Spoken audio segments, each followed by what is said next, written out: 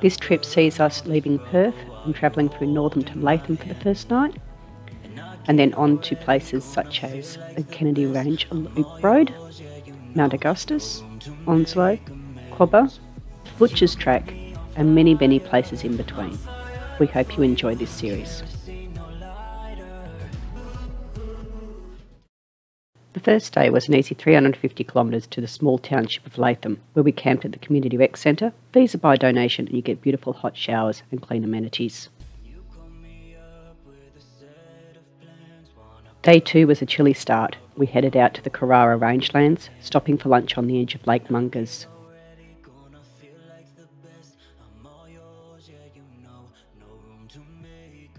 After lunch, we tried to find some vacant land near Fields Find for detecting.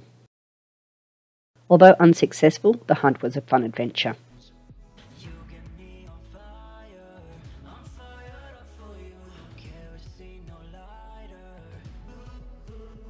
Camp that night was a bush site.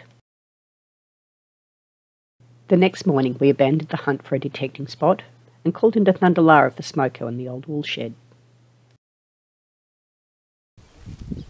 We then took our special guest Vicky for a walk through Joker's Tunnel near Yalgoo.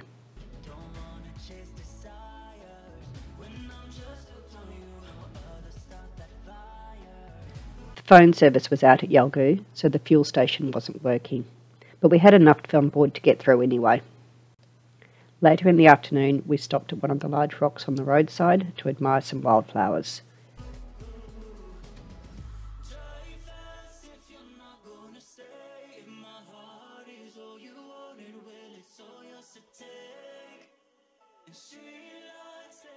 That night we set up another bush camp.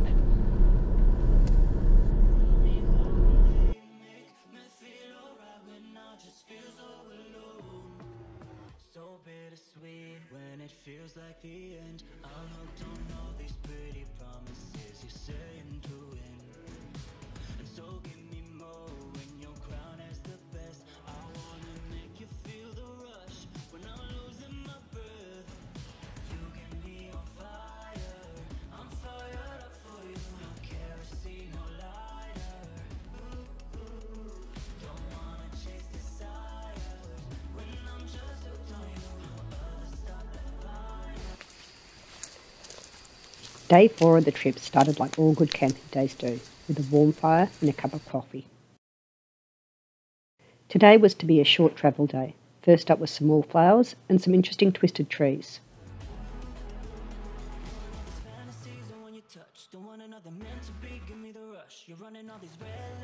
Then it was on to the Woolleen woolshed. This may be the last time that Dad sees it, as it's scheduled to be dismantled and moved closer to the station. The workmanship in this building is amazing. We can only hope that it goes back together after its move as brilliantly as it currently stands. Camp on this day was on the banks of the Murchison River, where we set up in time to make bread. Mum was good enough to do the easy part, while I did the difficult job of taking progress photos. I use a bread mix from the supermarket. I find crusty white the best to work with.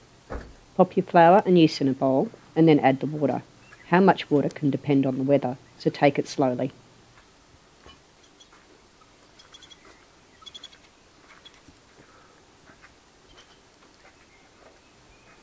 The hardest part of the process is kneading the bread long enough. It should look like it has blisters on the surface when it's done. Leave it somewhere warm to rise. When it is doubled in size, you can punch it down and form it into a loaf or rolls. Once this is again doubled in size, you can then bake them.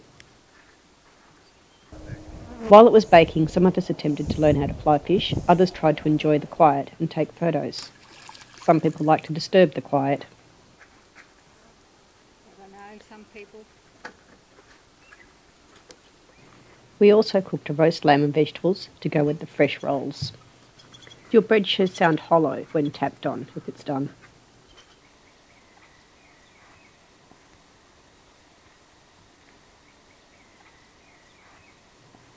Sunset was enjoyed while watching the birds catch insects on the river.